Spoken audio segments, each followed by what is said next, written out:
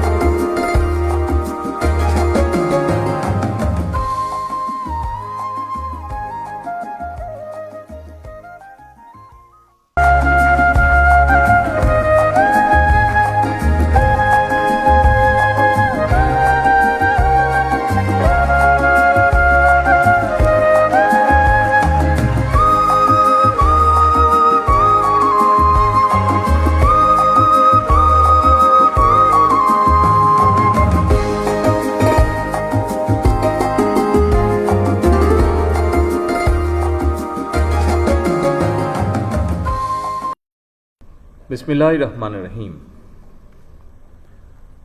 স্বাধীনতা পুরস্কার 2026 এই মহতী অনুষ্ঠানের সম্মানিত সভাপতি, স্বাধীনতা পদকপ্রাপ্ত গুণীজন, মন্ত্রী পরিষদের সম্মানিত সদস্যবৃন্দ, উপস্থিত সেনা, নৌ ও বিমান বাহিনী প্রধানগণ,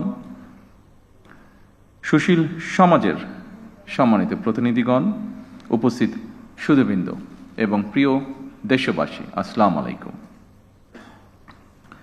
আজকের এই মহতী অনুষ্ঠানের শুরুতেই আমি বাংলাদেশের জন্মযুদ্ধে বীর শহীদদের অত্যন্ত শ্রদ্ধা ভরে স্মরণ করতে চাই, যাদের আত্মত্যাগে আমাদের স্বাধীন সার্বভৌম এই প্রিয় বাংলাদেশ, মুক্তিযুদ্ধে যারা আহত হয়েছেন, পঙ্গু হয়েছেন, সেই সকল আহত পঙ্গু মুক্তিযোদ্ধাদের প্রতি আমার গভীর শ্রদ্ধা এবং সম্মান। তাদের উদ্দেশ্যে বলতে চাই, আপনাদের এই সাহসী ভূমিকা এখনো বাংলাদেশের স্বাধীনতা প্রিয় মানুষের জন্য প্রেরণার উৎস। 1971 সালের স্বাধীনতা অর্জনের যুদ্ধ থেকে শুরু করে 2024 সালে দেশ এবং জনগণের স্বাধীনতা রক্ষার যুদ্ধ, এভাবে দেশের প্রতিটি ক্রান্তি লগ্নে যারা জীবন দিয়েছেন, আহত হয়েছেন, নির্যাতন নিপীড়নের শিকার হয়েছেন, তাদের প্রতি বিনম্র শ্রদ্ধা। বাংলাদেশের সবচেয়ে গৌরবময় পুরস্কার স্বাধীনতা পুরস্কার। এটি বাংলাদেশের সবচেয়ে গৌরবজনক রাষ্ট্রীয় সম্মান। স্বাধীন বাংলাদেশের বিভিন্ন ক্ষেত্রে যারা দেশ এবং জনগণের জন্য স্মরণীয় অবদান রেখেছেন কিংবা ইনশাআল্লাহ ভবিষ্যতে রাখবেন, তাদেরকে রাষ্ট্রীয় সম্মাননায় ভূষিত করতে বাংলাদেশের স্বাধীনতার ঘোষক শহীদ রাষ্ট্রপতি জিয়াউর রহমান 1977 সালে স্বাধীনতা পুরস্কার প্রবর্তন করেছিলেন।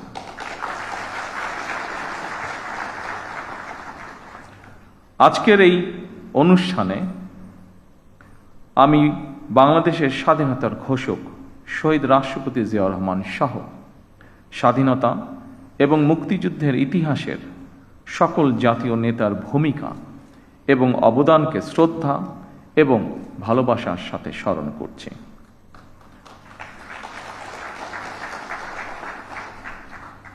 আমরা যদি হীন দলীয় স্বার্থে আমাদের ইতিহাসের জাতীয় নেতাদের ভূমিকাকে শ্রদ্ধার সঙ্গে স্মরণ করতে কার্পণ্য করি, তাহলে ভবিষ্যতের ইতিহাস আমাদেরকেও ক্ষমা করবে না।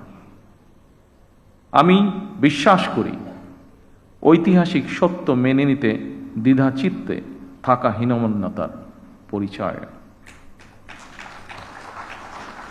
সম্মানিত উপস্থিতিবৃন্দ, স্বাধীনতা, মুক্তিযুদ্ধ, বিজ্ঞান ও প্রযুক্তি, চিকিৎসাবিদ্যা, শিক্ষা, সাহিত্য, সংস্কৃতি, ক্রীড়া, পল্লী উন্নয়ন, সমাজসেবা, জনসংখ্যা নিয়ন্ত্রণ, জনপ্রশাসন, গবেষণা ও প্রশিক্ষণ এবং অন্য কোনো ক্ষেত্রেও যারা গৌরবোজ্জ্বল ও কৃতিত্বপূর্ণ অবদান রেখেছেন এমন ব্যক্তি, গোষ্ঠী, প্রতিষ্ঠান এবং সংস্থাকে প্রতি বছর দেশের সর্বোচ্চ জাতীয় পুরস্কার স্বাধীনতা পুরস্কার ভূষিত করা হয়। চলতি বছর স্ব ক্ষেত্রে কৃতিত্বপূর্ণ অবদানের জন্য সরকার 15 জন বিশিষ্ট নাগরিক এবং 5টি প্রতিষ্ঠানকে স্বাধীনতা পুরস্কারে ভূষিত করেছে। দেশে গণতন্ত্র প্রতিষ্ঠা এবং নারী শিক্ষাসহ দেশ গঠনে অসামান্য অবদানের জন্য বেগম খালেদা জিয়াও এবছর মরণোত্তর স্বাধীনতা পুরস্কার পেয়েছেন। আরও কয়েকজন বিশিষ্ট নাগরিকের সাথে স্বাধীনতা পদক প্রাপ্ত সকল গুণীজন এবং প্রতিষ্ঠানকে আমি আমার নিজের এবং দেশ ও জনগণের পক্ষ থেকে আন্তরিক অভিনন্দন এবং মোবারকবাদ জানাই। দেশ এবং জনগণের জন্য বিভিন্ন ক্ষেত্রে আপনাদের এই অবিস্মরণীয় অবদান বাংলাদেশকে করবে সমৃদ্ধ। আজ এবং আগামীর বাংলাদেশে প্রজন্মের পর প্রজন্ম ধরে আপনাদের এইসব অবদান প্রেরণার উৎস হবে বলে আমি বিশ্বাস করি। বাংলাদেশের গণ্ডি পেরিয়ে স্ব ক্ষেত্রে আপনাদের অবদান এবং সফল কর্মগুলো অদূর ভবিষ্যতে বিশ্ব দরবারেও সমাদৃত হবে বলে আমরা দেশবাসী বিশ্বাস করি দৃঢ়ভাবে। সম্মানিত সুধীবৃন্দ, অসংখ্য প্রাণের বিনিময়ে আমরা একটি স্বাধীন বাংলাদেশ পেয়েছি। সেই বাংলাদেশটি এখন 55 বছর পার করে ফেলেছে। এত বছরেও আমাদের যেমন অনেক প্রাপ্তি রয়েছে, অপ্রাপ্তিও কিন্তু কম নয়। সুতরাং আমাদের প্রত্যাশিত স্বনির্ভর সমৃদ্ধ বাংলাদেশ গড়তে হলে প্রতিশোধ, প্রতিহিংসা কিংবা অযথা বিতর্ক নয়। শহীদ রাষ্ট্রপতি জিয়াউর রহমান বলতেন, জাতীয় ঐক্য আমাদের শক্তি, বিভাজন আমাদের দুর্বলতা। সেই কথা স্মরণ করেই বলতে চাই, আমাদের পথ মত ভিন্ন হতে পারে, আমাদের মধ্যে বিভিন্ন ইস্যুতে বিতর্ক বিরোধ থাকতে পারে, তবে আমাদের মধ্যেকার বিতর্ক বিরোধ যেন শত্রুতায় রূপ না নেয়।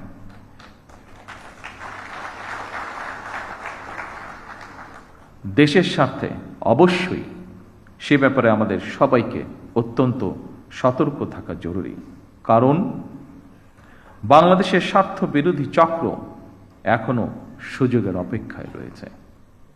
সম্মানিত সুধীবৃন্দ, সম্মানিত সভাপতি, দুর্নীতি দুঃশাসনে পর্যদস্ত একটি ভঙ্গুর অর্থনীতি, দুর্বল শাসন কাঠামো আর অবনতিশীল আইন শৃঙ্খলা পরিস্থিতির ভেতর দিয়ে নতুন সরকার যাত্রা শুরু করেছে। আইন শৃঙ্খলা পরিস্থিতির উন্নয়ন, দুর্নীতি নিয়ন্ত্রণের মাধ্যমে জনজীবনে শান্তি, নিরাপত্তা ফিরিয়ে আনাই হচ্ছে আমাদের সরকারের অন্যতম প্রধান অগ্রাধিকার। বাংলাদেশের বর্তমানে এক বিশাল সংখ্যক কর্মক্ষম জনগোষ্ঠী রয়েছে।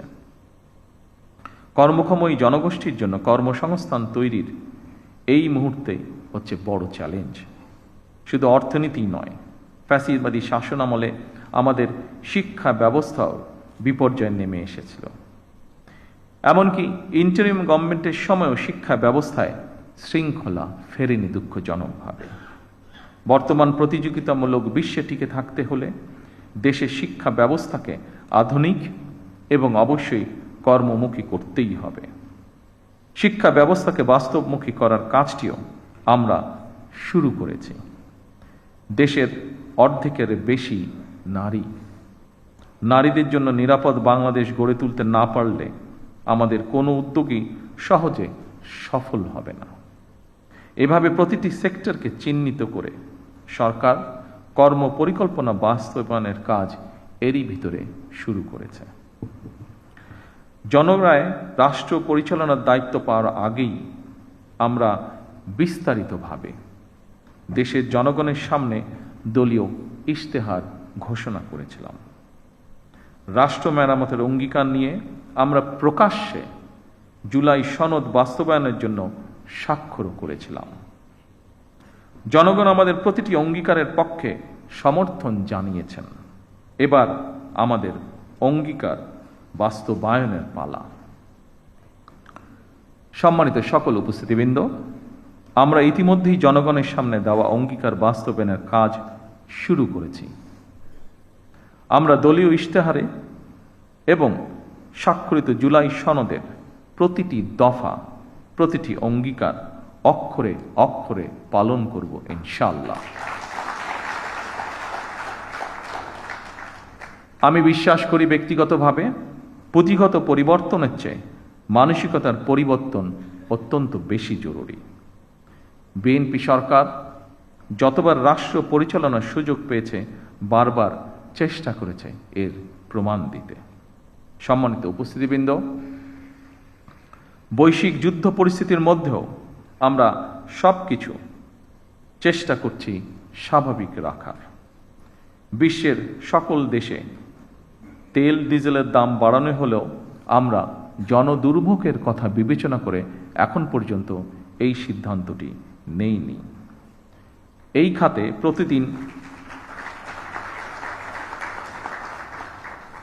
খাতে প্রতিদিন শত শত কোটি টাকা ভর্তুকি দিয়ে হলেও সরকার চেষ্টা করছে আন্তরিকভাবে পরিস্থিতি স্বাভাবিক রাখার। জনগণের সুবিধা নিশ্চিত রাখতে সরকার সম্ভাব্য সকল প্রকার প্রচেষ্টা অব্যাহত রেখেছে। কারণ বর্তমান সরকার জনগণের দ্বারা নির্বাচিত একটি সরকার। বর্তমান সরকার জনগণের কাছে দায়বদ্ধ সরকার। সম্মানিত উপস্থিতিবৃন্দ, প্রিয় সাংবাদিক ভাইরা, আমি আশ্বস্ত করতে চাই জনগণের বিচলিত হওয়ার কোনো কারণ নেই। তবে আমরা যদি সকলেই রাষ্ট্রীয় আচার অনুষ্ঠানে বাহুল্যের বর্জন, এমনকি পারিবারিক পর্যায়েও যদি অমিতব্যয়িতা পরিহার করি,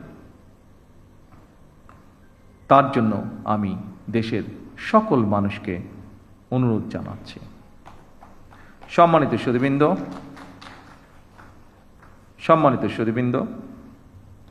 আজ যারা স্বাধীনতা পদকে ভূষিত হলেন, আপনারা প্রত্যেকে জাতির গৌরব। আপনাদের মতন সফল মানুষরা আগামী প্রজন্মের সামনে দৃষ্টান্ত হয়ে উঠুন। এই প্রত্যাশায় আপনাদেরকে আমি আরও একবার ধন্যবাদ জানাতে চাই। যারা মরণোত্তর পুরস্কার পেয়েছেন, আল্লাহর দরবারে তাদের মাগফিরাত কামনা করছি। সম্মানিত উপস্থিতিবৃন্দ, আমি এই বলে আমার বক্তব্য শেষ করছি। আল্লাহ হাফেজ। বাংলাদেশ জিন্দাবাদ।